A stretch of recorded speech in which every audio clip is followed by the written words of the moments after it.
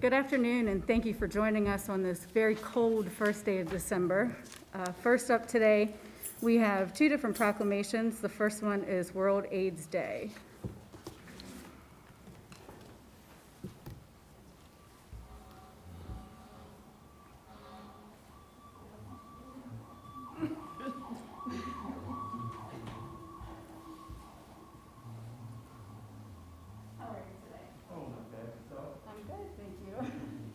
So I have a proclamation for World AIDS Day, December 1st, 2020.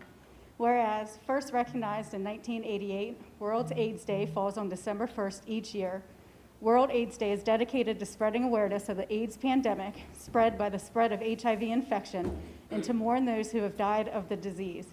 And whereas an estimated 40 million people worldwide have died of AIDS since 1981, and an estimated 38 million are living with HIV, making it one of the most important global public health issues in recorded history. Despite recent improvements in treatment, the AIDS epidemic still claims an estimated 2 million lives each year, of which more than 250,000 are children. And whereas within the United States, approximately 38,000 people are diagnosed with HIV each year, and about 1.2 Americans live with HIV. We have lost at least 700,000 fellow Americans to HIV-related illnesses since 1981. Within the state of Maryland, about 931 people are diagnosed with HIV each year, and 31,630 people live with HIV. Approximately 113 to 349 of those living with HIV are our fellow neighbors that we know and love in Washington County. World AIDS Day is a day to unite in the continued fight to end the HIV epidemic. Through resilience and impact, we commit to bring attention to this epidemic, endeavor to increase HIV awareness and knowledge, speak out against HIV stigma, and call for an increased response to end the epidemic. Now therefore be it resolved, with the support of the City Council, I, Emily Keller, Mayor of the City of Hagerstown, do hereby affirm its commitment to public health and proclaim December 1st, 2020 as World AIDS Day in Hagerstown. Would you like to say a couple words? I let you get the butterflies this time, and had you say everything for me. Yes, and we haven't made it to 0 new infections yet in the world. One day, hopefully, we will, and until then, we need to stay aware, educate ourselves on the new medicines and technologies available. We have the resources, such as PrEP and antiretrovirals, to get to 0. So let us all hope that we get there one day. Thank you. Thank you. Thank you to our health department who has done a ton of work in this area. Our numbers are dropping in Washington County, thankfully, just not low enough, but thank you very much.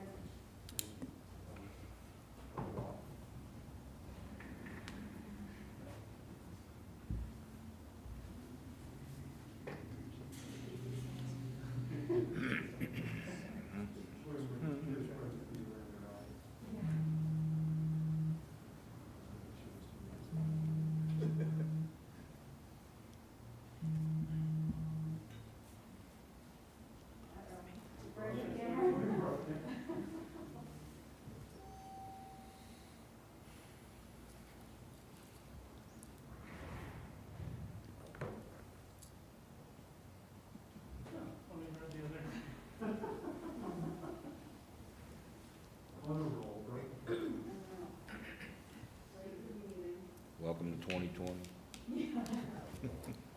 Oh, Go the old standby. okay.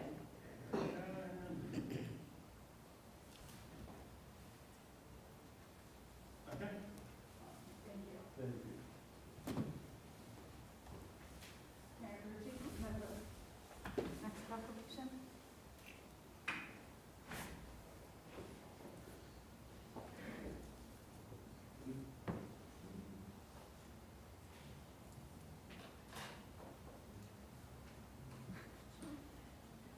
Boss Winnie, can you come up, please?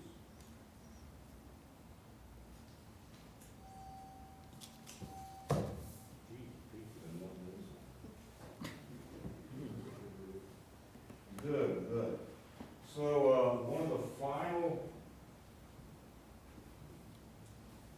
one of the final duties of my administration was to nominate, and I'll stand over here, was to nominate someone for the Dennis Miller Volunteer Award. And that person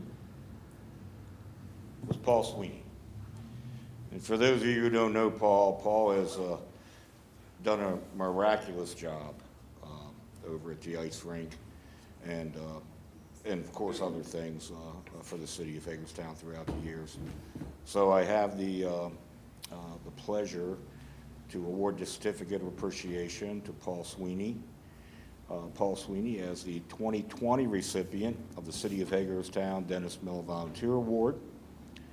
Our local government simply could not function without the dedicated volunteers who serve on various city boards and commissions. The Dennis Miller Volunteer Award was established in 2014 and was named after Dennis Miller, who at that time had volunteered 40 years of service to the Hagerstown Planning Commission. This annual award is it's to recognize a city board or commission member for their outstanding service as well as their commitment to the citizens of Hagerstown. This year, the mayor and council are honored to recognize Paul Sweeney for his many years of involvement in serving on various boards associated with the city of Hagerstown's licensed sports complex. Paul served on the Hagerstown Youth Hockey Association, Inc., HIHA, from 2004 to 2011, and represented Hagerstown Adult Hockey League, HAHL, from 2011 to 2014. Paul currently serves as chair of the Hagerstown Ice Amateur Athletic Association Board, a position he has held since its inception on April 1st of 2014. We truly appreciate the time, talent, and dedication Paul has contributed, and we thank him for his service to our city, and it's signed by me. So, thank you very much, and this is for you, and this is for you. You want to say a few words? Sure. Thank you very much, Bob. I'm going to refer to you as the mayor, former mayor, or current councilman. Okay, Bob. Thank you very much.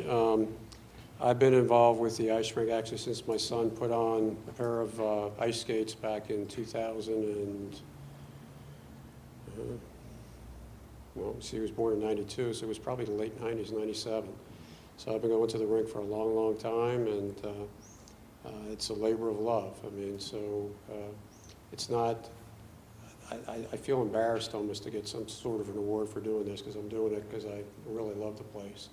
And it's not just me, it's everybody that's involved with it. We have a board of actually about 15 dedicated volunteers that meet every week, and this is really for all them, not for me. So. The place is doing great, even through these times where everybody's feels kind of shut down. We're still actually out there playing hockey and have public skates, and figure skaters are out there exercising, and I'm just kind of overwhelmed by this. So thank you very much. It's well deserved, and just so you know, people who love what they're doing are the ones who give their all every single day. So we appreciate that very much. Everyone give a hand.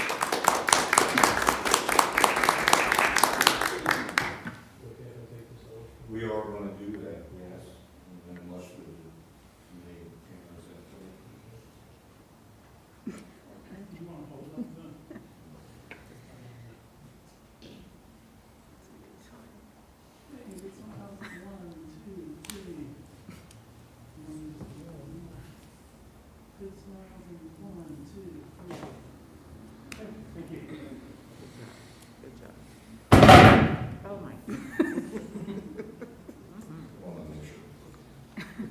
Go out with a bang.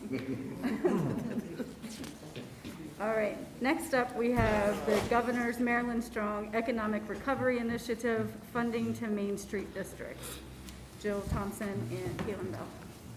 Good afternoon. Caitlin couldn't be here this evening, but I do want to recognize her work on putting this proposal together, as well as Doug Reeser and Rachel Poffenberger for their help on the team. So we're here tonight to review a proposed Main Street Hagerstown Business Stabilization Grant Program. And this is conditional on us receiving special COVID-19 funding that is part of the Governor's Maryland Strong Economic Recovery Initiative.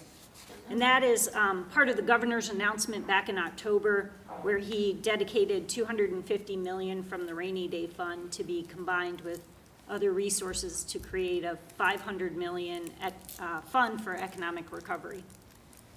So for businesses who are listening and for the press, we have not yet received notification from the state that the city will be receiving funding, but we anticipate hearing a notification. And our goal is, as soon as we're notified of an award, that we're able to move quickly and put the funding in the hands of the businesses as quickly as possible. So we are in front of you a little bit in anticipation and in advance of a full notification. The state communicated that funding announcements would begin on or about November 30th, so we expect to hear rather soon. We did apply for the full grant amount to a jurisdiction, which is a maximum grant of $500,000. And there was a piece of the program that could be used, about 15% for programming, and we're recommending that 100% of any award that we receive go directly to the businesses versus it being used inside our department for any type of programming. And there is no city match required. Per the state guidelines, this would be limited to businesses in the designated Main Street area, and in your packet, there's a map that shows the geographic boundaries of our Main Street district. And the goal of the state program is to disperse all of the funds to businesses by April 30th of next year. So to walk you through quickly, proposed guidelines for a business stabilization grant program, that we would recommend that it be open to both nonprofit and for-profit entities in the district, as both contribute to the economy of our downtown district. Also included are new business startups and those that have a lease or a certificate of occupancy prior to March 1st of next year. We're recommending that a small edit to what you have in the packet, that property owners also be eligible for capital improvements such as tenant fit out for a new business, but not operating expenses. And a maximum grant of $10,000 per business. For eligible expenses to be any expense that is not previously funded by any other grant resources and is in the time frame of October 1st to March 1st of 2021. The types of expenses that would be eligible would be operational expenses such as wages, rent, mortgage, utility, PPE supplies, expenses to safely operate a business, expand operations, or adapt and respond to COVID-19. Professional services like cleaning, marketing services, IT services would be a part of that. Any advertising expenses or direct marketing expenses, and then capital improvement for any physical improvement to a business's space. In the guidelines, the business signature affirms that the business is making a good faith effort to retain and rehire employees back to a January 1st, 2020 level, that businesses have intention to continue operating for the next 12 months, and that they will provide any additional documents that we require if an audit is needed. The process would be a business application by a deadline of March 1st, a review by a staff team, producing an award letter, the business bringing forward receipts associated with the expenditures that they propose in their application, and then the city quickly dispersing the payment against the review of the receipts. So some next steps, once we receive notification of the grant funding, We would bring forward to you a motion for you to approve both the application and the acceptance of the grant funding. Depending on when we hear, this could be as soon as December 8th, special session, or potentially December 15th, regular session. We would include in the motion, if acceptable to you, that approval of the city administrator for any minor edits that we need in order to finalize the grant guidelines in the application form, just allowing us the flexibility to move quickly and get the funds out to the businesses as quickly as possible. The program's modeled a little bit after the Rise Up grant and also is structured very similar to our Spring Sprouts grant, which is something we've administered for years. So we feel very confident in our ability to help our downtown businesses if awarded this funding. I'm happy to take any questions or any comments on what we've put forward as a proposal. So this would be entirely state funding? Correct. And you said the maximum is 10,000? We propose per business to have a maximum grant of 10,000. But I thought I also heard you say that they can use it for expansion-related purposes. Expansion, business expansion purposes, yes. So does the business expansion purpose apply equally to both businesses and nonprofits? The way we've currently written it, yes. If there are comments or suggestions on any modifications, we'd be happy to modify the program. So just my 2 cents as a single member of council. One, I would be entirely opposed. If it were city money, I'd be entirely opposed to it being inclusive of nonprofits. I don't know that my charge is to use the citizens' tax funds for picking which of the 650-odd nonprofits receive that kind of funding. But since it's not city funding, you know, I guess I have less of an oppositional issue with it. But I do have an inherent opposition to, I guess, taking even state funding and giving equal merit to both businesses and nonprofits, especially if one of the categories is for expansion. In other words, I guess you got a, you know, you have a private business out there, you know, that is for for-profit purposes. I give greater weight with that funding for that purpose at this time than I would for a nonprofit being able to apply for that same funding for expanding its operational capacity. I just... Joe, how many nonprofits are there in the Main Street District? We don't have a precise measure of it. I think we estimate approximately 400 entities, business entities, both profit and nonprofit. I would imagine that about a third might be nonprofits, possibly less.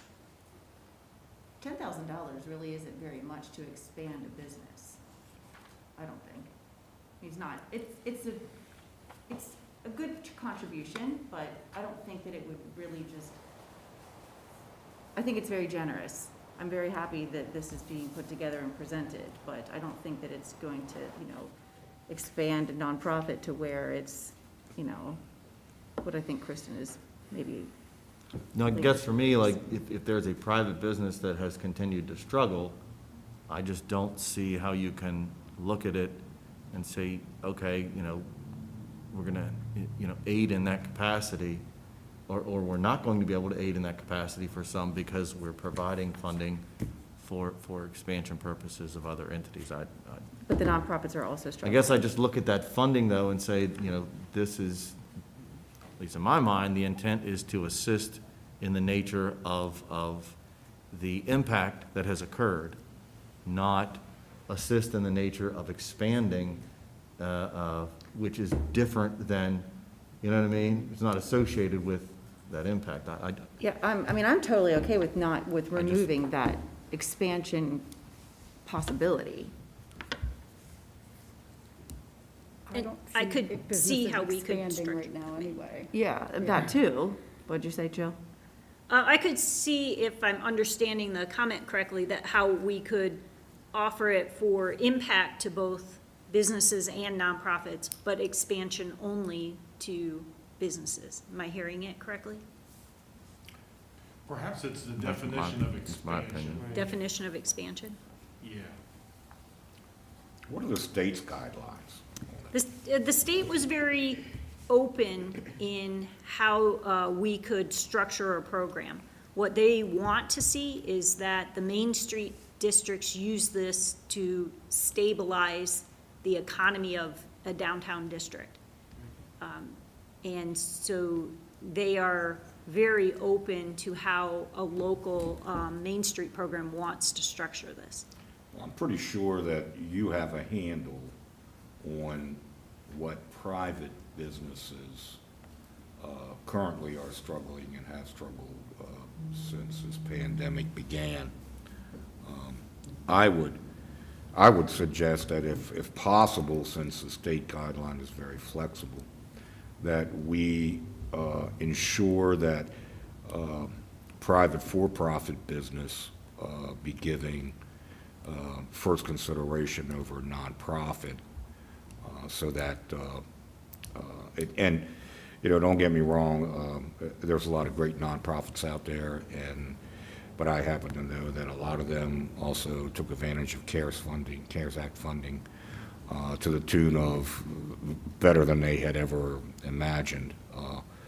But I firmly believe that that private for-profit business should be given first consideration on this, because we're only talking, if everybody does 10,000, you're only talking about 50 businesses. Correct. If we receive the full request. Right. If you get the full 500, right? Right. Correct. Yeah. Yeah. Are we okay with Do you have any thoughts on structuring that? it that way? Yeah, I'd be very curious to see what nonprofits are really in our Main Street, and how many are there?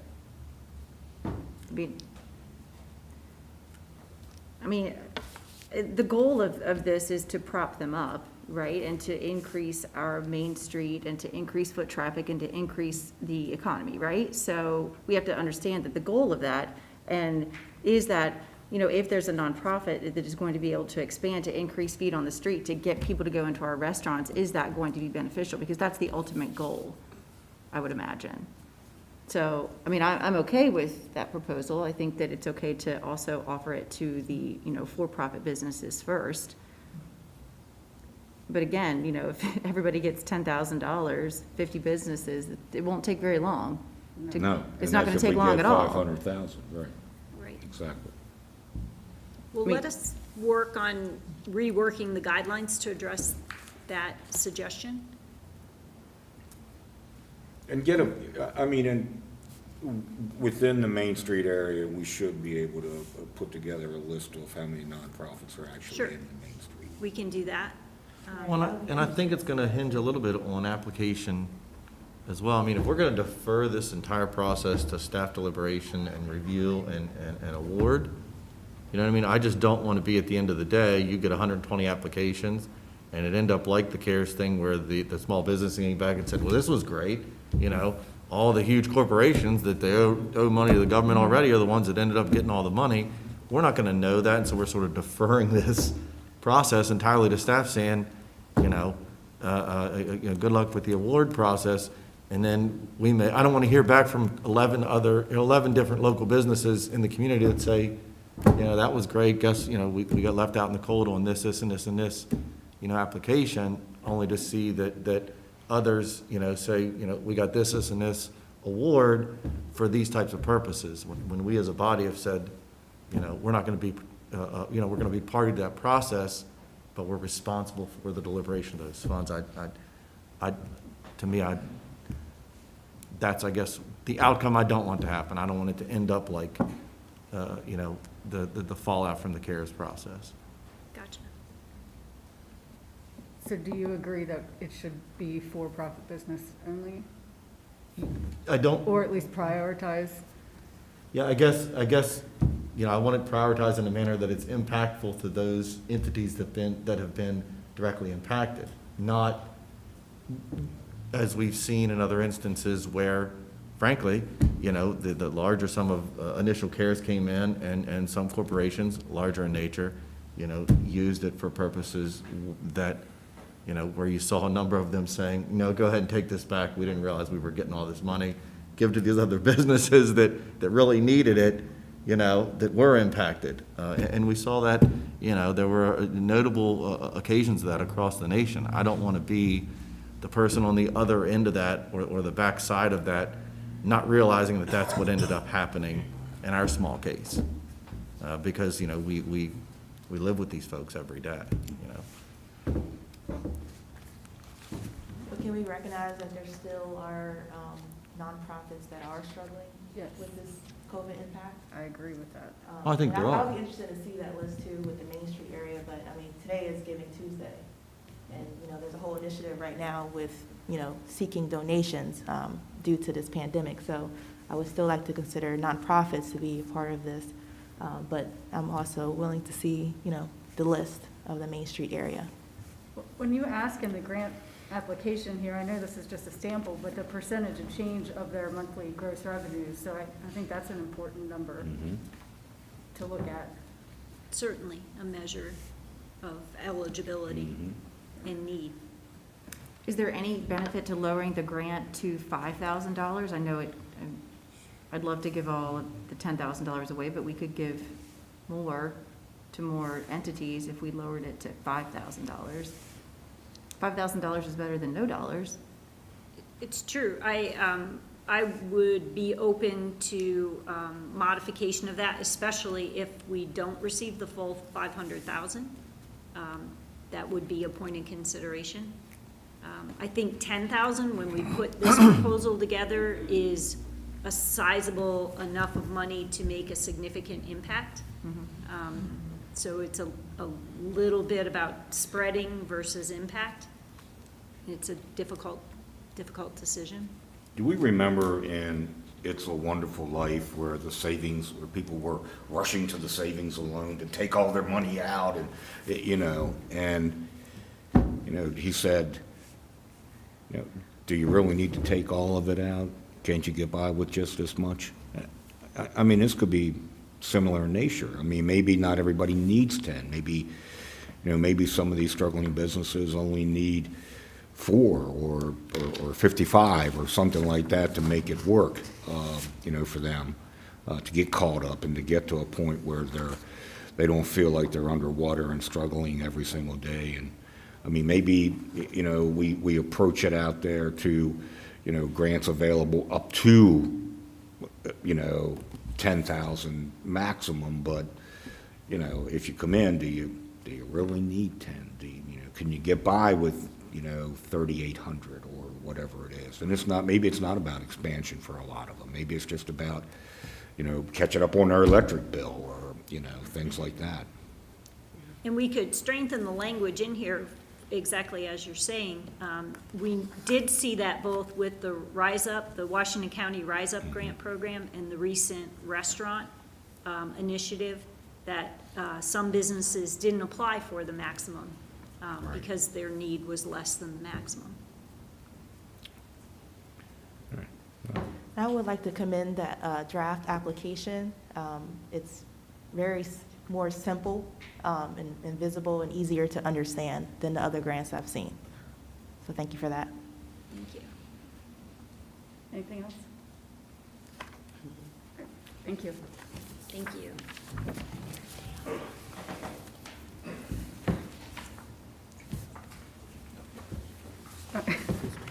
Next up, the moment we've all been waiting for, I think, skate park task force report with Rodney Tissue. Where do you keep these on, or? Yeah, it's just like my glasses. I'm gonna need my glasses to see. So, firstly, I'd like you to know that Rodney and I don't usually coordinate our outfits, but we felt that for today's purposes it was important. So who called who? Yeah, go ahead. Just, I guess, as a way of introducing the subject, Phil Scalaro is here with me. He's the chairman of the task force, and all our socially distanced friends on the task force are here as well. Just as a background for the new members on the council, last summer there was kind of we felt that there was this grassroots swell of people that are interested in having a skate park, and Councilmember McIntyre asked the city council to put together a task force to study this in detail, and that was done in August. So tonight is when they prepare their final report. So Phil has that for you tonight, and he'll introduce the other members. Yeah, so the first thing I have here is an introduction of this group. So we put out a request to community members and received several replies. Some individuals that were, what did you say, appointed to be a member of the committee ended up not ever being able to attend, but the members who were appointed that consistently attended are listed there. Myself, Ryan McAllister back here, who I would say, I'm going to give a little intro to each of these people, is maybe our truest like skater, okay? And Ryan also has like a little pocket park that he has listed under the city parks where people have even come to like teach their kids how to skateboard. He's helped with that in the community.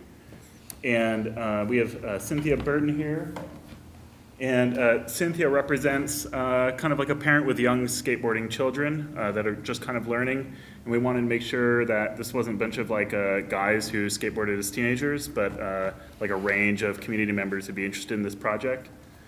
We have Josh. And Josh kind of represents our youth. And Josh once said in one of our first meetings that he would have skateboarded longer if there had been safe places for him to do it, but had to kind of give it up young. And he's a local. And we have Marty Price back here. And Marty's a local therapist and has been working with and serving youth for a very long time in the community. Has had the opportunity to kind of like listen to a lot of their hopes and desires for the community, and felt like this was in line with what he's heard over the years. And then, of course, you guys know Rodney, and he's kind of represents our city representative. And then we had two later added members that the committee kind of approved. We have Dustin Socks, who's like a local skater slash tattoo artist.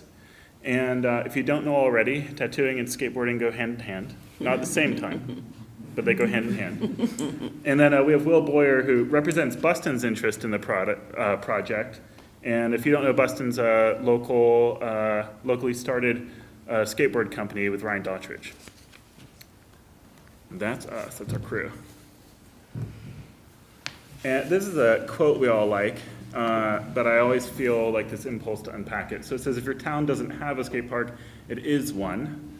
And we know stories of like property defacement, and as a kid I was probably admittedly like guilty of that at times, maybe ignorantly, where skateboarding can damage like private and public property. But I think another interesting data point that's like related to this, but a reframing, is that there's skateboard-related deaths documented. Very, very, very rarely are they actually documented due to specific risk-taking with like a trick. Even more rare at an actual designated skateboarding location like a skate park. They usually occur from skateboarders being hit by motorized vehicles. And not usually because they're doing tricks in the street, because they're crowded and they don't have somewhere to skate. I think it should also be stated that a skate park doesn't eradicate like skateboarders in other public spaces, and I'm not making that claim. I think it helps. I think it's a big start. So these are benefits. Skateboarding is a healthy athletic activity, and I think also it serves as a kind of like athletic alternative to maybe a traditional team sport. When I was in high school, and I should say also like a disclaimer that I'm a skateboarder primarily, right? So when I'm talking about sports that may enjoy Someone's trying to call me. When I talk about like sports that might enjoy skate parks, it goes well beyond that. And I'll kind of like use interchangeably like skateboarding and skate park sports. But that's just like by default from skateboarding for over 20 years. But it's a healthy activity for somebody who may not always do well with other team sports. You know, Ryan, who started Buston, is a soccer player too, still does play soccer. I grew up playing soccer, and then like the year that I lettered in varsity, I quit so I could skateboard more. I skateboarded for about 4 hours a day when I was in high school. Skateboarding improves mental health. I can also testify to that, but I would say that if you want to dig deep on this, there are tons of online research supporting just the mindfulness practice of like engaging your senses with a sport like this. And there's a lot of art incorporated into the sport, partly because it's done so individually, and there's so many creative options with the different obstacles. And it also like requires very little equipment. And there's other barriers to somebody who attempting to do physical exercise, but doesn't have somewhere to do it. Skate parks facilitate a sense of community.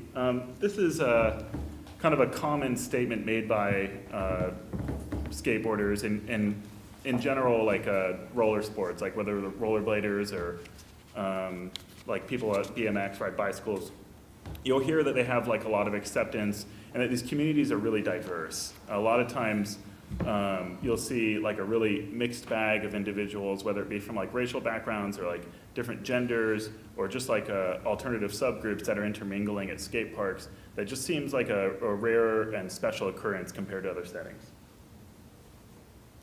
Action sports encourage resilience. All you have to do is watch bloopers to get this. But resilience is about getting up after you fall down, right? Every time I get on a skateboard, I fall down. Skate park sports are known for the diverse population. I kind of touched on this already. But there's actually also research on this. It's also kind of interesting to see that like what were previously called like extreme sports have kind of taken strides earlier and like more successfully than other traditional sports with like breaking down certain diversity barriers with race and origin and things. And I think part of the reason is because there's a lot of low economic barriers. And I think that if you're gonna have a diverse group, it has to be the minimum barriers to be accessible to the most people. Which is my next point.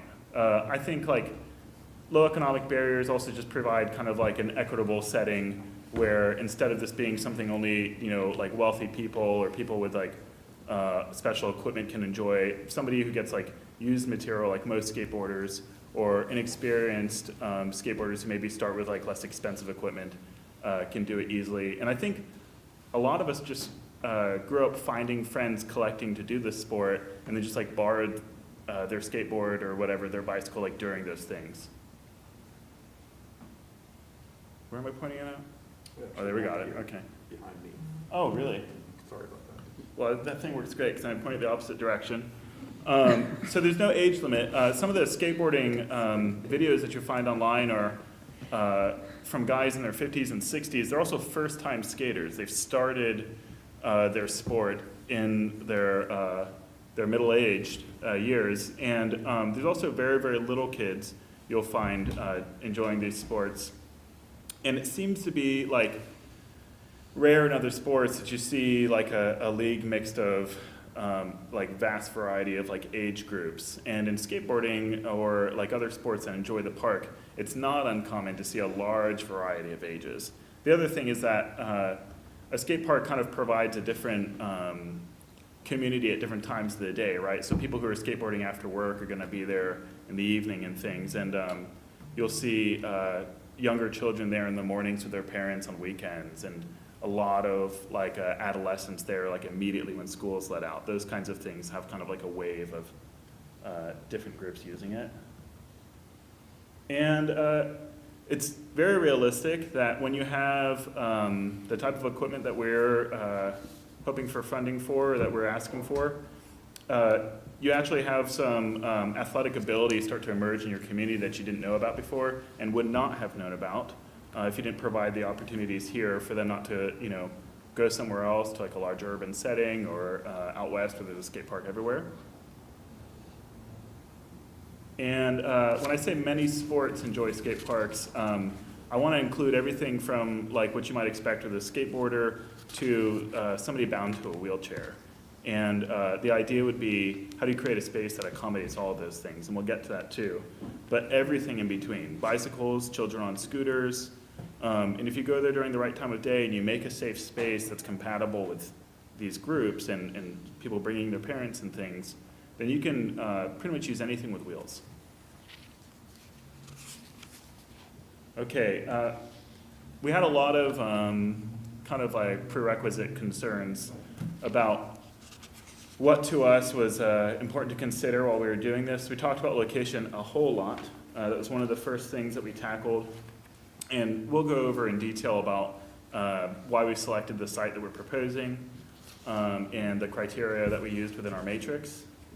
The type of design, it seems like a skate park is a skate park, but skate parks have dramatically changed in the past 20 years, I'd say. Early on, communities, especially locally, might have had an underused tennis court or some maybe like under-maintained asphalt, and then they put a few ramps on there, and there's a lot of barriers to that, partly because the skateboarding community didn't have much of a say in the construction of those that equipment in those parks. And I would argue that a lot of early parks that didn't, maybe before we had experts or before we really had a process to consider things that a skateboarder or a roller sport user might think of, were doomed to fail at the start. And even within like cement parks, which is kind of the best of skate parks for a lot of reasons, there's different qualities, and whether or not you use a local designer who's never done that before, or a group that's done it for 30 years and it's all they do, or a group that uses pre-molded equipment, there's different qualities and expected outcomes for each of those. So we cared about that. All-wheel sports is part of like a value that we had kind of like strung throughout this project, that we wanted this to be an inclusive setting and not just one group enjoying it. Regulations, we kind of like sought insight from Rodney on this, and we looked at like insurance and things like that also. But even, some communities have regulations on like lighting in their area and stuff for park space. Maintenance, cost. Obviously, we've had to consider like a realistic timeline throughout this planning. And we've had some opportunity for public input. Obviously, we opened applications for the committee to the public, but we've also reached out on social media quite a bit, and at some point we'll kind of join in with that. So I don't know how well you guys can see this. We had to cram a lot in one slide. So there was 9 potential locations. Rodney kind of helped us narrow this down based on areas that were maybe had the least barriers, like we didn't require land procurement, like area that was already part of the city, things that were eligible for the type of funding that we were seeking, that sort of thing. If you look, 3 of these locations are actually like on the fairgrounds. There's Hager Park, the municipal stadium, which we know now is, no longer has a baseball team. Memorial Park, Ridge Ave, Helene Park was there, where there's like a lot of like Little League activity. Woodland Way, Mills Park, and you may be familiar with some of those. There's kind of a city map on the bottom with numbers. And one of the location considerations that we wanted these to be somewhat centralized for accessibility from different parts of town. So here's our scoring matrix. I made this as big as I could. We weighted some of the scores here based on what was kind of most important to us. You'll see different categories with each one. Visibility from public streets we felt was important, partly as like a safety measure. Accessibility for youth with no cars. We didn't want transportation to be a big barrier. Some communities have put their parks like in the suburbs, and arguably only people who can afford to live in the suburbs use them. We want to make sure that things were eligible for the block grant. And the proximity to residences, we didn't want to be too close for obvious reasons with noise disturbance and things. Adequate size, we were looking at things around like a 1/3 acre or larger, really to have enough space to use them. Available parking, we didn't want to have to build up those kinds of things in addition to the cost of the actual park. We wanted like some amenities to be available, like restrooms and lighting and stuff like that. And a common complaint from skate park users is that they're really hot, or they're kind of like left in the sun and like vulnerable to dehydration and things. A lot of parks too don't have like water fountains and stuff like other communities. So the skate park is like set aside from the rest of their park. And we wanted to make sure that the skate park had the same access to those kinds of things for safety as much as convenience. And making sense of scoring, like a 10 is obviously the highest score you can get. Visibility and accessibility I've kind of already talked about. But that's as much of an equity concern as it is just like convenience. Like people from out of town will come that have the means. If you look to the community that uses skate parks nationally, they travel. I don't remember, Ryan's been trying to get me to think of how many parks I've been to, because I thought it wasn't many, but I started to do the math and I think it was close to 20. How many parks have you gone to? Over 90. Over 90? And that's like, I think high, but I think the point is people go to a lot of parks if they do these sports. They explore. Okay, these are like a big attraction. And it will draw in other people, and other people that will probably spend money here. Because if they can get here from somewhere else, they will. If it's not accessible to people that don't have vehicles, they'll never use it. This is the only way to bring those other people in. Obviously, there's like only certain areas that are eligible for community block grants. We didn't want anything within 100 feet of somebody's like residence. I don't want to give somebody a valid reason to complain about youth enjoying like basically playground equipment. Public parking and restrooms. You know, restrooms were hard to find in these locations. That kind of canceled out a lot of locations, but it was important to us. And if you can imagine like a popular public park scene where there's no bathrooms, that could go wrong fast. We have proposed the highest score unanimously across the, how many people actually were able to complete this by the time 7 individuals? And unanimously, the #1 location was this fairgrounds location. If you're familiar where the fairgrounds like stadium actually is, on that hill, there's like immediately under the hill, there's that outdoor like hockey and basketball court, like dual use court. And then there's another basketball court down here by some playground equipment and a pavilion. That is level ground and the right amount of space. I just want to say, if anybody is thinking, what about the basketball court? It's the first thing we thought, okay? It bothered us a lot. The day that we were there was people using the basketball court. I would want to make sure that they have a basketball court. There is one next to it. It's not as good because if your ball goes over the fence, somebody has to go get it. There's a few reasons that people don't like to use the hockey court. We care about that, and we want to look into like additional basketball court space. But we think it's pretty possible, and the criteria for identifying like a space for a basketball court, I think it's pretty simple in comparison to identifying a physical location for a skate park. I don't want you guys to think that was missed on us, though. Okay, so these are the kind of the, I don't know, big core values that we discussed over and over again. We were thinking about design and location. Inclusivity, accommodating multiple sports. When you look at like a single ramp, for example, like a half pipe or something, you'll get a lot of people interested in it, a lot of people from one skill set and from a handful of sports, okay? You can look at a feature like a pump track, which is what it sounds like. It's like a wave. It's not a lot of complicated or advanced obstacles, but kind of fun for everyone. Unless you're a really advanced skater, you'll get bored fast on that. And there's also different styles of skateboarding. There's longboarders, there's vert skaters, there's pool cruisers, and that's just skateboarding, right? When we look at like accommodating wheelchairs, we don't want just a half pipe. So we wanted to accommodate multiple sports, but also multiple skill levels within sports. And we wanted to make sure that like we have some inclusivity in the sense of community input. And we've had some interesting recommendations as we've coordinated ideas with designers and like groups that all they do is build skate parks. And it's kind of traditional to have a community meeting where local skate park users, or who would potentially be that community, have a say in what they're hoping for with different features and things. Safety is obviously an important goal. I think one of the first considerations is also the design and who you let build this.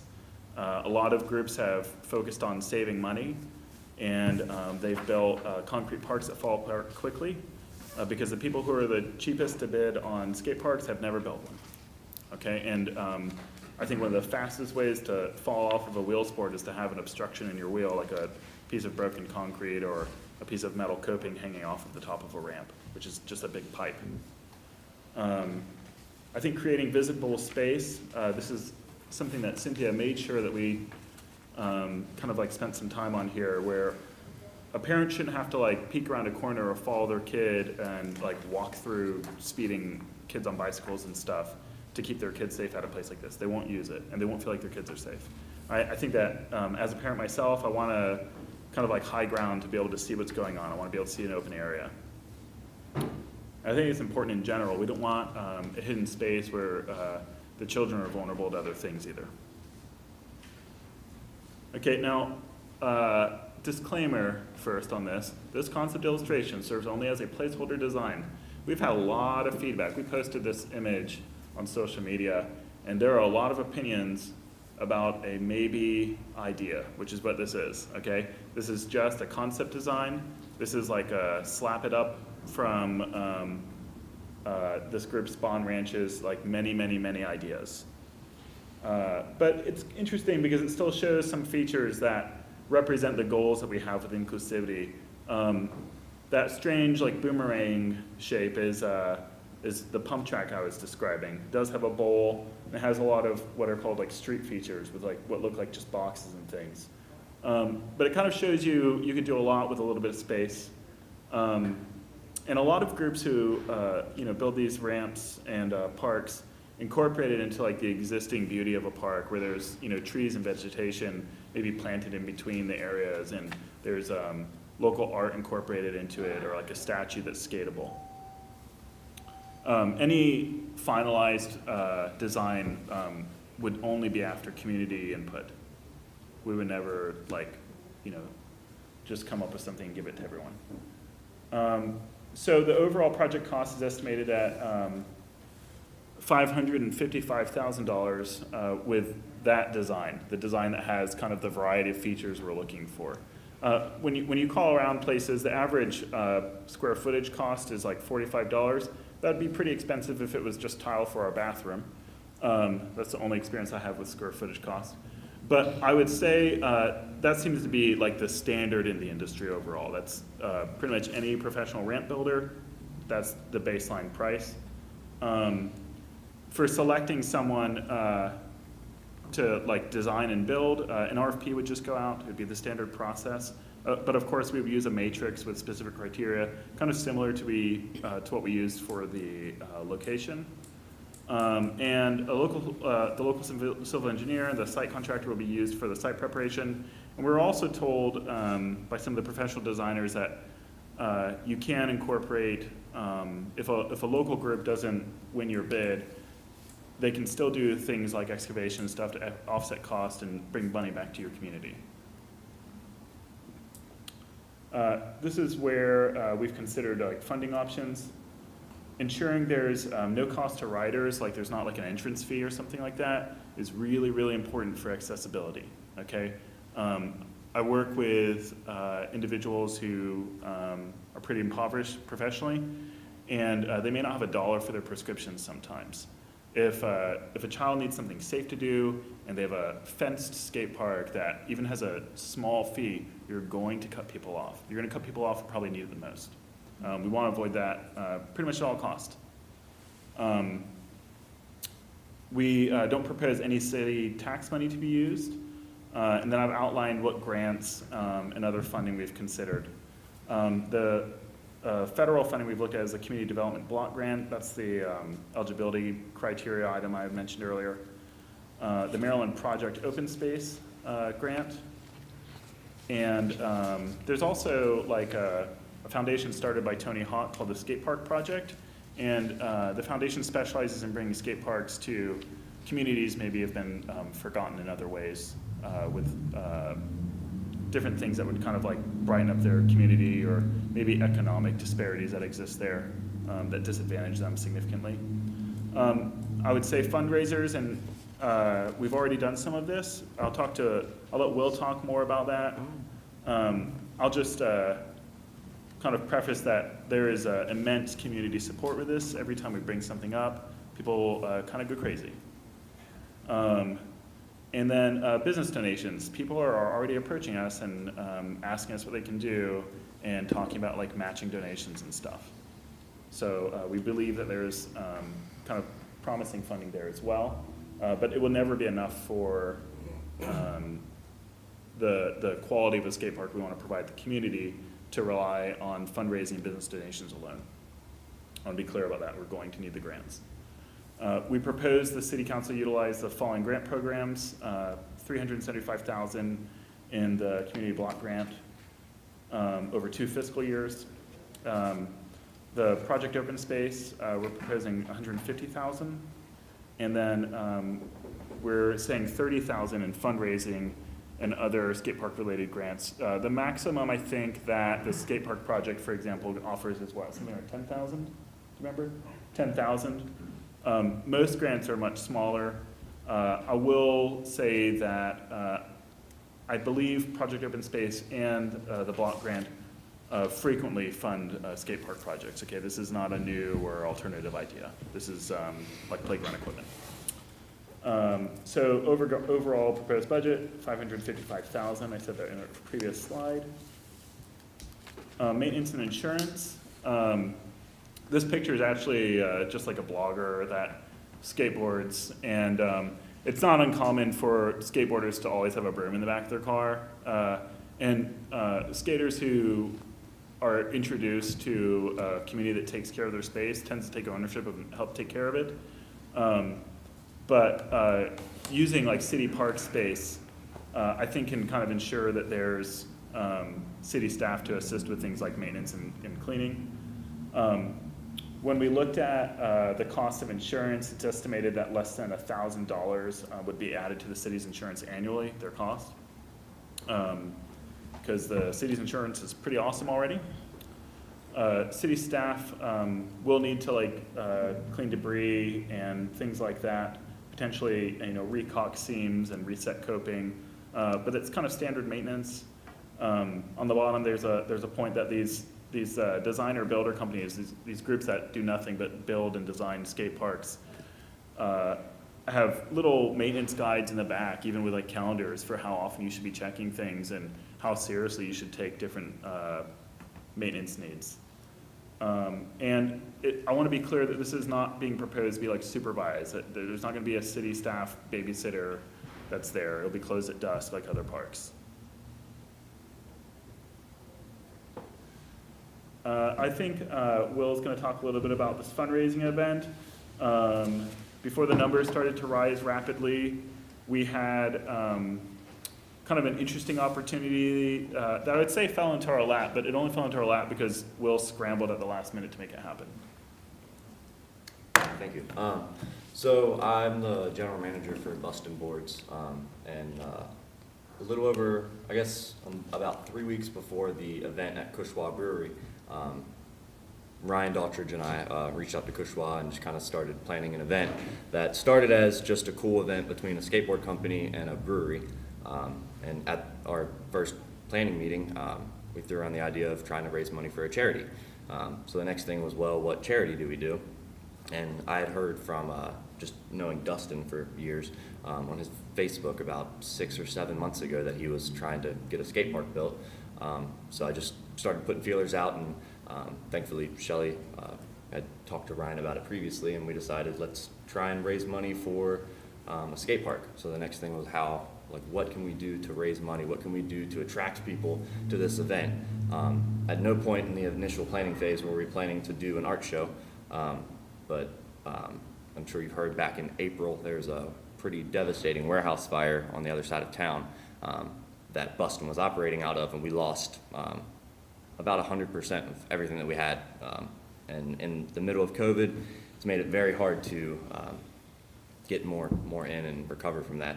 But in that time, I was going through the burned down warehouse with our insurance company and found all of these decks that were just piled under ash and different fixtures from the building, and they weren't good enough to keep to sell, but I thought I'd be able to find something to do with them at some point. And having a artist background working at a local tattoo shop in the Valley Mall, I said, hey, well, why don't we do a little art show, and I can reach out to a couple artists that I know, and we can put on a small, cool art show, which very fast turned into 39 different artists from numerous shops, from Hagerstown to Greencastle, to the guy, Dave Kruzman, who won Ink Master. Everybody was... And the local school? Yeah, and Barbara Ingram. Yeah. I had 2 students from Barbara Ingram that also actually ended up being 4 students from Barbara Ingram, 2 that I asked from Barbara Ingram, and either two artists that were former students that just found out through word of mouth, but ended up being 39 different artists. And the amazing thing to me is working in a busy shop years ago, I know how little time artists have to do things like this, and to approach them and give them a deadline of 2 weeks to do something is pretty incredible whenever they're all scrambling to make up from all that they've lost during COVID, because tattooing is not an essential business. So it's pretty amazing to have so many people be so willing to put a lot of time into doing something like this, getting nothing out of it other than helping a good cause. So we ended up with 47 boards. Cushwa Brewery ended up donating a percentage of their sales from that day to the event, which right now I'm just holding all of that money in a PayPal account. We raised close to $10,500 from a one-day event. And that was with 3 weeks of not very great planning. I did some like last minute social media stuff. Yeah, that Will kind of came up with. Will has a heck of a following apparently. And then, Cushwa offered to host the auction, and Will got the Buston team to come down and just like show local kids, largely like little kids, okay, little kids and kind of like dads like me who should have retired from skateboarding all came out, and there's a couple ramps and things, but it was largely like an outdoor event, kind of a family-friendly thing. You had guys come down all the way from New York. Yeah, so we probably had between 400 and 500 people show up through the event. It was a 6-hour event total through the day, which a lot of those people came from out of town. We had people coming from Southern Virginia. We had people come from New York, New York City.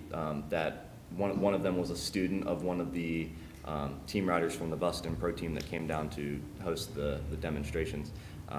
So there's we had a lot of people from very far, and then a lot of local people too. But the big thing that I did realize from the event is it didn't seem like a lot of the community that would be benefiting from the skate park was able to make it there because it was off-site. It's off-site, so they weren't able to get there. They didn't have a way to get there and take part of this, and so that's one of the big things in the location is making sure that the community that needs it the most, I would say, can get to it easily. And if we do like a future event, we do plan to.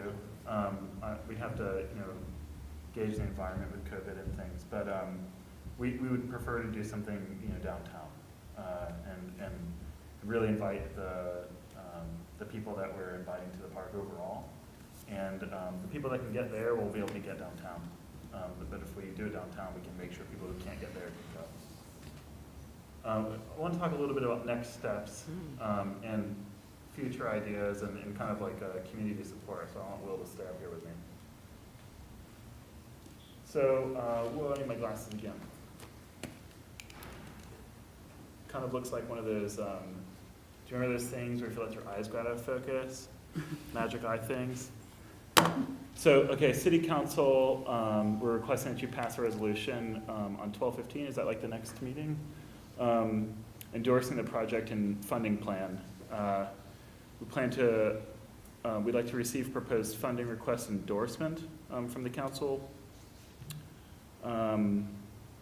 Budget per the funding plan, like per, endorsed, approved plan.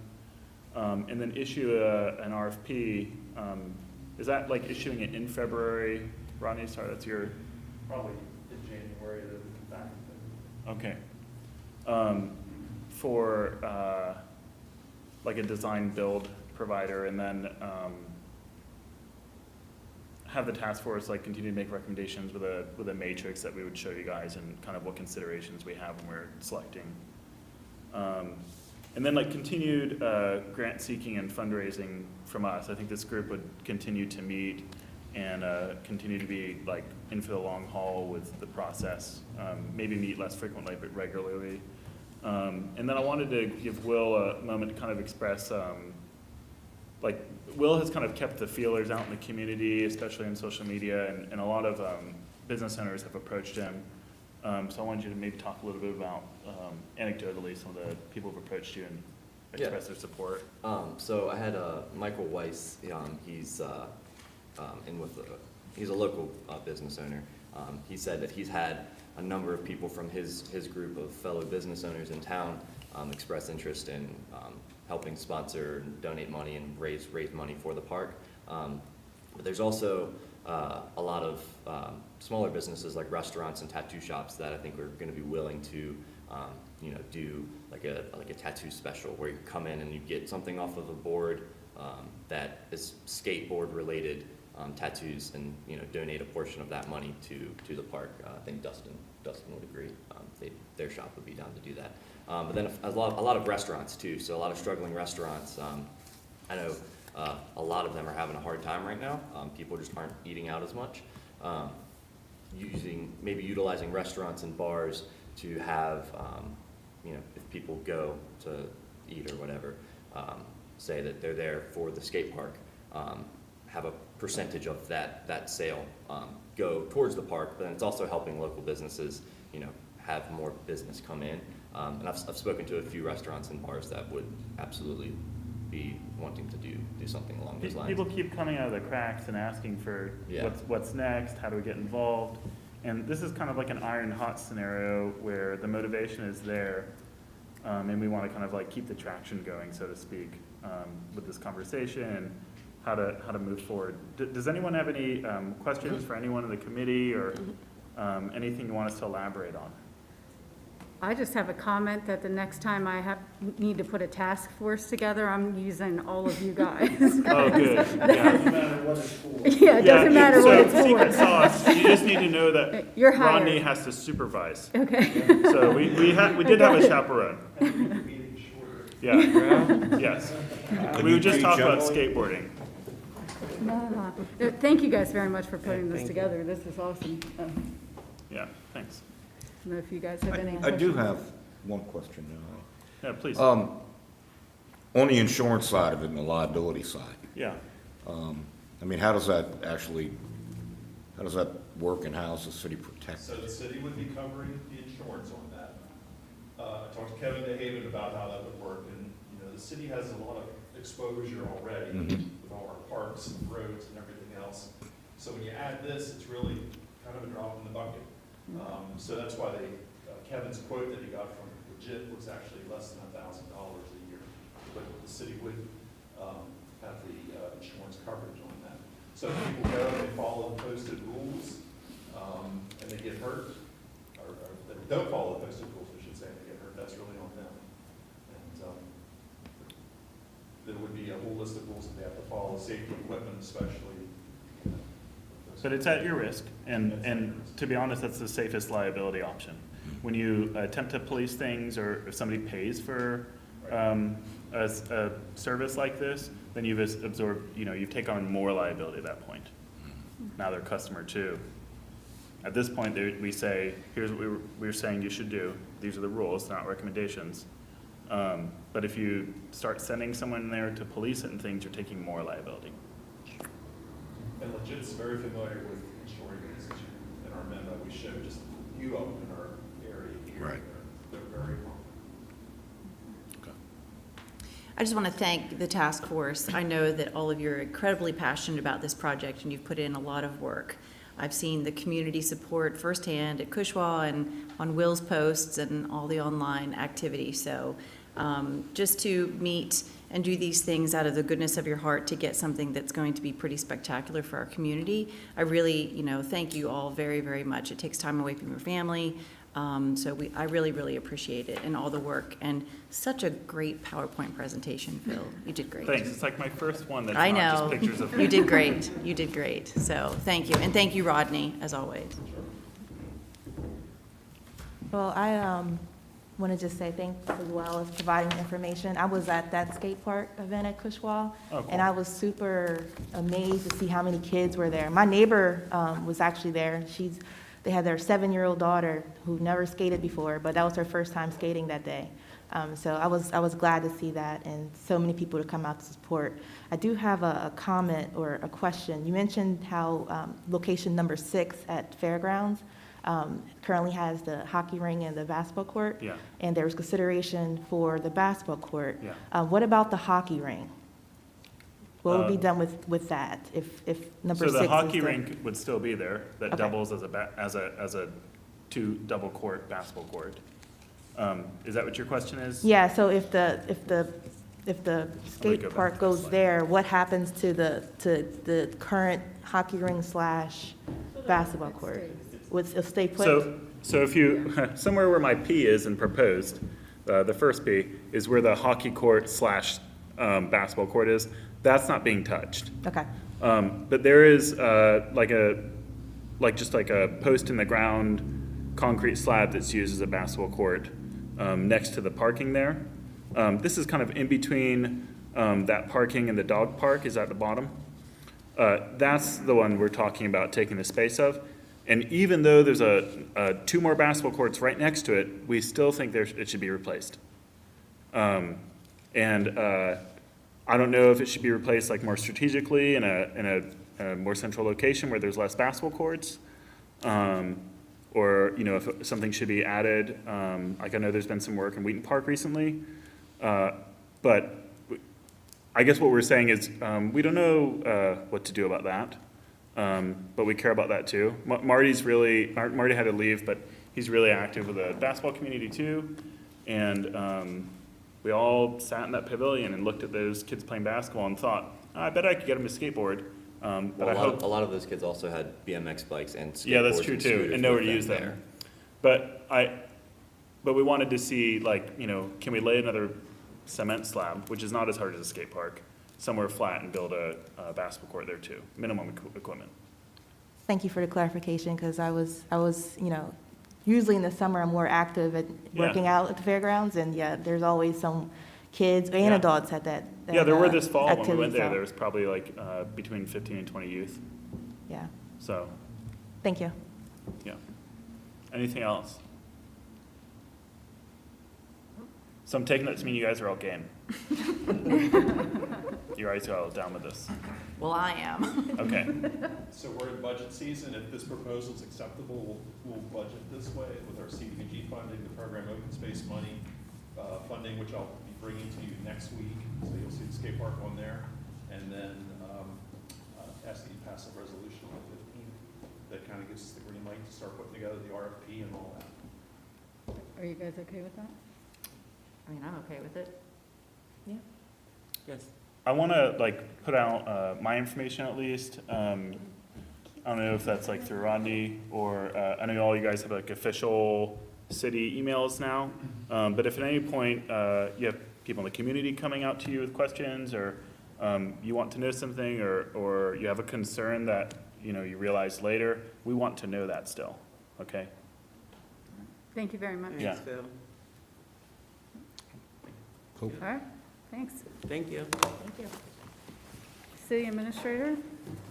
Got a couple things, Mayor. This Friday night, we're going to have our virtual tree lighting at City Park. Rodney, what time?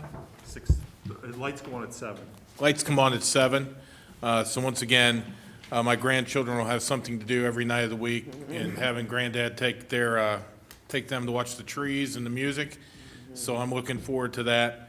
I don't want to say, it's unfortunate we have to do it virtually. But again, we're going to continue to do everything we can to keep gatherings down. And that's a big gathering when we do that at City Park. So we're going to continue to do as much of that as absolutely necessary. I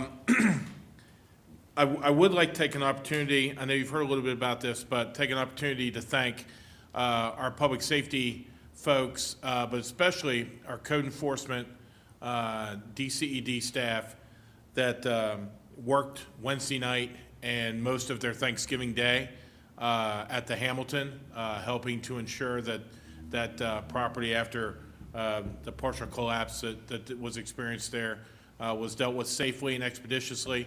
And folks gave up their holiday to do that. And I think I appreciate that very much for the thoroughness, and they continue to work. And DCED staff, I know, is working to help the displaced business there and try to get them going, because it's the holiday season and they rely on the business that they're going to have to do during this time. So I want to thank them for that. And just the last thing, the city buildings are closed to the public through the month of December. I'd like to ask patience for people trying to contact utility customer service.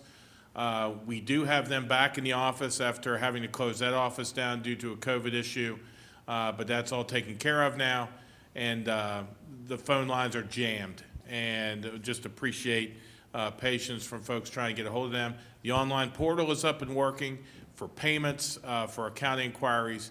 So please, if you've had it was sitting on hold for an extended period of time, please go to the online portal and see if you can get your question answered there. I know there's some things you have to talk to a person about. Just ask your patience on that. That's it for me, Mayor. Thank you. Kristen?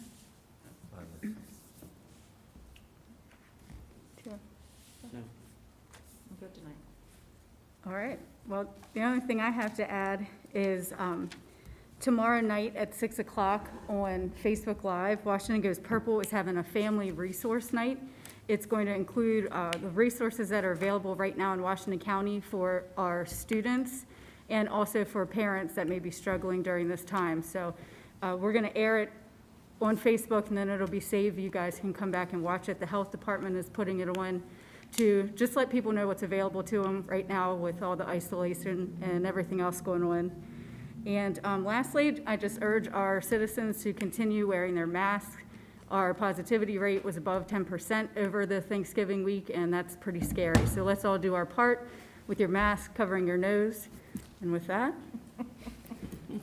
Mayor, we're adjourned. Thanks.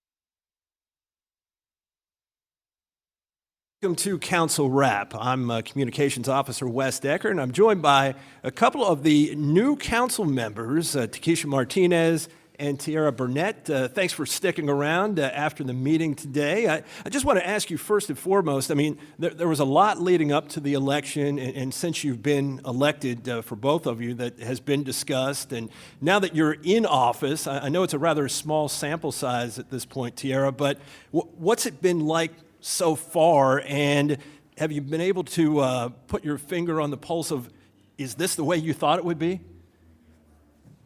Making sure I'm apart from my good friend here. I knew I would receive a lot of information early on, but not this much. But I like that because it lets me know what I have, I don't have any, it lets me know right now, like, all the information I need, I'm very keen on, getting a lot of information, then digesting it, and then see how that works. So I'm so thankful for the city staff to give us that really, really nice binder and our 7-hour orientation, because I didn't know, I knew what to expect, but not that much in detail. I'm glad to see that the city pretty much runs, with the help of you guys, thankfully. And it's not so much that we have to oversee. Like, everyone has a role, everybody knows their role, and having information, reassures that, Hagerstown is good. So all the information is really helpful, but, then we got the second binder of a budget last week, and I was like, oh, there's more information. But, with my background in science, I'm used to that kind of information right there in the front, but I'm glad to see it. Yeah, binders abound. Takesha, from your point of view, is this the way you kind of thought it would be? Tiara sort of alluded to the fact that, the city runs through the staff, and then you kind of fill your role. Was that kind of your understanding coming in? Yeah, I think so. I think that actually it was the city staff I didn't expect them to be so helpful. Coming in. So the orientation was amazing. Also, just coming in and picking up the meeting packet and those type of things to be prepared before you sat down. So those things I didn't really expect, like the little touches, the folders with their names on it, that kind of thing, and, getting the emails as well. So yeah, it was more than I expected, definitely coming in. Is it still a little surreal for you at all to see your name there after council member? I mean, has that sunk into you? It is surreal. I forget. I totally forget. It's been such a transition, a smooth transition, I feel like. And because already doing some community work and that kind of thing, it is surreal. All the information, right, is overwhelming. I go to sleep with it. However, I think that it's because I didn't know the city worked the way that it did. With all the different departments, as Tiara was saying, all the different departments and how you guys kind of, everybody has their own lane. Yeah. It's surreal. It is. I forget. I got to be more mindful. And we have name plates that are with wood now, which is really Yeah, that's pretty cool. It's permanent now. It's really official real. Now. I'm like, oh, this is nice. I had a transition period coming into the city of Hagerstown about 2.5 years ago in my position, and I continue to say I'm an old dog learning new tricks all the time. So there definitely is a learning curve. There's no doubt about that. And we can't talk about what was discussed earlier, Tiara, in the executive session. But what was it like for you to be in your first executive session? Well, I said, well, we're already starting this administration and a whole pandemic, so I shouldn't be surprised with anything that comes up. But before that, Emily and Shelley both told us, how the executive session works, how there has to be a motion first, and, that was helpful. And everyone on the council and Mayor Keller has been really helpful with this whole transition, with informing us of what we need to know before we just walk into something. So, yeah, the matter that was discussed, I said, well, it's only right. It's 2020. It's bound to happen, I guess. We have one more month of this, but everyone else has been really helpful with this, just giving us information we need before we even start. So. Well, good. And I have one more question for you, and something that you should certainly have an answer to, because it pertains to you, particularly, and that is, tell me a little something about you that, and again, a lot's been put out there in the press. I mean, you've put a lot out there about yourself in the process of getting elected. So, but what is something about you that perhaps people don't know at this point, but you intend to show them over the next 4 years in this new role? So I've been really transparent this whole time, so I don't know too much what people don't already know. But I guess, with this new hat on and all the information, I digest it and I read through it and I kind of obsess about it. This is our second meeting now. Yeah. So second packet, for to prepare for the meetings. And like Takesha said, like I sleep on it. I had my questions ready to go in regards to what we discussed today, and they was already answered. I'm like, oh man, this was my time to ask these questions because I've been sleeping about it. So I take the information in, I think about it, I ponder it for days. I think about it in my sleep, and I prepare my questions and make sure I check it off, make sure I get the clarification I need. So I've been that way, but maybe not in detail with as far as, my role now. Yeah. But yeah, I sleep on this information. Yeah, It's kind of obsessive at this point already, second week. Right. That's some serious commitment right there, right from the start. Takesha, same question to you. Anything that people maybe don't know about you, or that you intend to sort of show them as a part of this body and this administration over the next 4 years? So a lot of people don't know that I'm introverted. I'm a performance poet.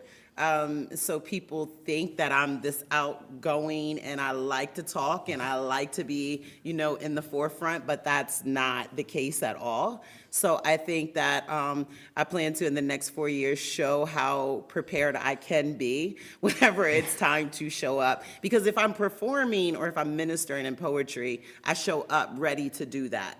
I show up ready to be, the voice, right? But with this, I'm still kind of being quiet, just listening, kind of learning. But that is because I'm introverted. And I really don't do a lot of talking unless I absolutely have something to say. And it's usually and has been in poem or in activism. So, yeah, I think that that's my plan, is to show that I'm ready for this. I'm made for this. So, yeah. Wow, that's very interesting. I would have never guessed that you were introverted. That's for sure. So. Most people don't have a clue. Yeah, that's definitely one of those things that flies well below the radar. Well, it's great to have you both on City Council, and it'll be tremendous to work with you over the next 4 years. Excited to see where this administration helps the city go. So thank you for spending some time on Council Wrap here this evening. Thank you, Wes. Appreciate that. We'll make a transition now to Rodney Tissue, who is the city engineer and director of Parks and Rec. He's going to come up and he'll sit over at the table. We need to do the social distancing thing. So Takesha and Tiara, you may leave for the evening. Your duty is done here today. So we'll bring up Rodney along with Shelley McIntyre, who is an incumbent council member who's back here on the council, to talk a little about something that they have both put a lot of effort into. And tonight we saw that really come to fruition during the meeting with the Skate Park Task Force making a presentation about what they had been working on over the last number of months. Rodney joins me now, and Rodney, what we talked about tonight was the culmination of a lot of work by that particular task force, because as you alluded to, this went back to the summertime that this first came before mayor and council. Right. Back in the summer, there was just some feedback that particularly Council Member McIntyre was getting from the community, just saying that, it would be great if we could have a skate park. Well, what all is involved in that? What's it cost? Where would we put it? All those kind of things have to be figured out. We as staff could do that, but isn't it better when the community puts together a plan and says this is what we think is best, especially the people that would actually be out there using it and supporting it. So a task force was formed, back in July, appointed by the mayor and council, and they met I think 6 times. So they probably have at least 20 hours apiece in this, trying to figure out all the ins and outs of what it would take to build a skate park. And tonight they made their presentation, and they really did an excellent job. Yeah, this does not seem like a tough sell to me at all, especially when you get into the particulars of what they presented tonight and when you look at where the money is coming from. Because from a taxpayer standpoint, the taxpayers aren't going to have to foot this bill. So I think anytime you put something like this, a major project out there before taxpayers, first question is, where's the money coming from? Of course, yeah. Well, and the proposal to me is kind of go big or go home kind of thing. It's a fairly significant project. It has a pretty good price tag, but the proposal is to use both federal, state, and funds, and then also fundraising, which they've already begun. Yeah, I think that private layer to all of this is something that we need to see in a lot of projects here in the city. To have seen that at the level where this is just beginning is a real positive. And Shelley, I know your enthusiasm for this project is really over the top. Tell me why you thought this was necessary. It may be obvious to a lot of people. I mean, if you keep your eyes open in the city, you see a lot of skateboarding going on, but I'm sure it goes a little deeper than that too. So talk about your commitment to this project. So a couple of years ago, pre-COVID, when we can all recall those days, we were going to do an activity that involved the youth, and it was going to be done in different areas throughout the community. And one of the things that was brought to my attention was like, let's build these small ramps in the parking lot. It was actually in the Goodwill parking lot. And let these kids do skateboarding activities. And then it was brought to my attention how many people and how many kids want to skateboard and don't have the opportunity. And wow, we could really use a skate park. And then just like it's kind of like when you buy a car, you buy a white Maxima, and then all of a sudden you see all these white Maximas all over the place. And that was what happened. So I started seeing like all these skateboarders, and they would be riding in the bike lane, and like I'm getting close to them, and I started getting concerned. And then businesses started saying that their properties were being damaged and all these other kinds of things. And I'm the kind of visionary that if someone has an idea, and I'm gonna see everything I can do in order to make it happen. And gosh, they took it and ran with it. So yeah. Now of course, the younger crowd is something that you have really, you've really brought them into the city of Hagerstown in terms of the government and the way that things function here with the Hagerstown Youth Advisory Council. And I noticed that they were endorsers of this particular project. But as was discussed in the presentation this evening, it's not just about that particular demographic, but I think that support is very important to see that from that level up. Can you talk about that a little bit, why that resonates so much with this particular project? Do you mean as far as the youth voice and having that something to Yeah, I think so, because that's something that, it's not just, hey, we're young and we ride skateboards. There's more to it than that, is what I'm getting at. Right. The youth voice, we make decisions about them and do things about them without their opinion. So as you could see, the skate park committee was a lot of diverse. You had, kind of retired skateboarders, and yet young people and people that really wished that they had a skate park here. And I think that we can all remember a time whenever we were younger to say, there is nothing to do here. There is nothing to do tonight. There is nothing going on. So this gives another option for those that, there's lower barriers to be able to do something like this. And I just want my grandchildren and other grandchildren and their grandchildren to be able to have something to do. And they shout it loud, and you can see how much of an important impact this would be on our youth and our community. Yeah, no question about that. And Rodney, what are the next steps from here? What's our timeline as far as this is concerned? So the mayor and council will pass some legislation to kind of endorse the project in December this month, and then we will issue a request for proposal for firms to design and construct the skate park. There's firms nationally that do this kind of work. I would not be surprised at all if it's a firm from California, for example, that would actually come here and do this work. So anyhow, The request for proposals would go out like in January. By February, it would be awarded, the design would start, there'd be some community meetings to get input on what the actual design should include. And then I would say construction is likely to be starting around September of next year and hopefully be done by this time next year. Wow, it's exciting. It's exciting. I mean, things are happening in Hagerstown, and as you alluded to, I mean, you know, we've dealt with a pandemic here, but the city of Hagerstown continues to move forward with projects, and I think, you know, that's one of the great tangible things that we have going for us. All you have to do is look around, and you see that these things continue to happen. We continue to make things happen here, so that's fantastic. A terrific project. Shelley, thank you very much. Absolutely. Rodney, same to you. Appreciate that. We'll see you next time on Council Wrap. We're going to make this more of a regular segment as we move through the rest of December and then into the upcoming year. So instead of doing this sporadically just after a meeting here or there, it's going to be more of a regular feature after all of the work sessions. So look forward to seeing you on the next Council Wrap. Until then, Wes Decker saying so long for this evening.